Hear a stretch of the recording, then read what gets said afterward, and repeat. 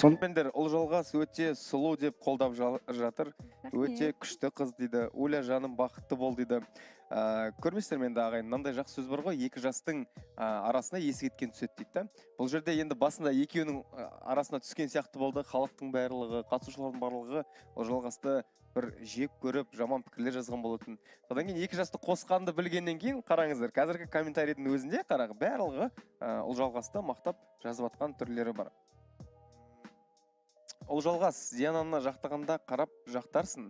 Диананың орнында басқа кісі болса, Диана жұлып жейді ғой дейді. Мен ол жерде жақтағанда андай жақтаған жоқпын, 50-50 ұстандым.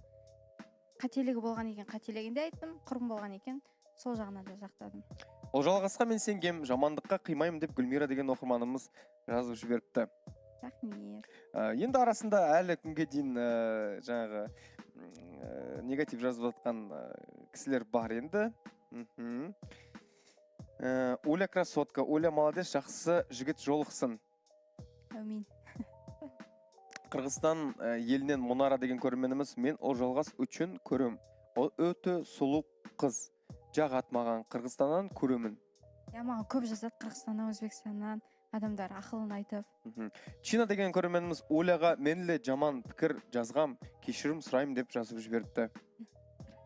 Ұлжалғас актриса тоже дейді. Ұлжалғас нешеде? 22 демін. Ұлжалғас орысша сөйлемеш деп бір кісі жазып жіберіпті. Жарайды, енді сөйлемеймін.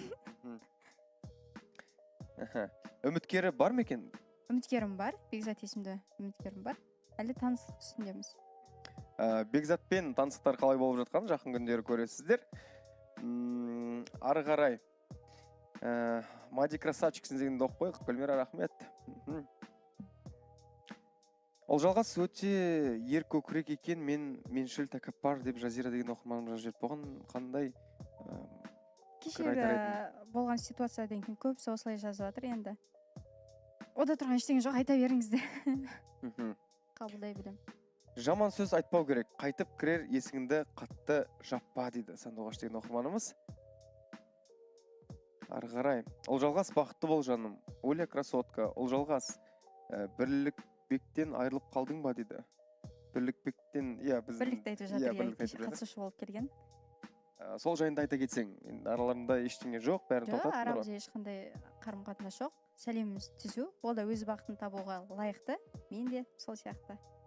Гулида деген оқырманымыз, Ұлжалғас красивая, но характері өте начар екен дейді. Кешегіден кейін солай көріп қалды бәрі. Кеше мен ютубта оқып оттым, Ұлжалғас көп көрермендер Ұлжалғасқа жаман пікір жазып едім, соған кешірім сұрайым деп көбісі жазған болатын. Дайректке де көбісі кешірім сұрап жазды. Біз білгенбіз негізінен тәрбиелі қыз екенімді деп.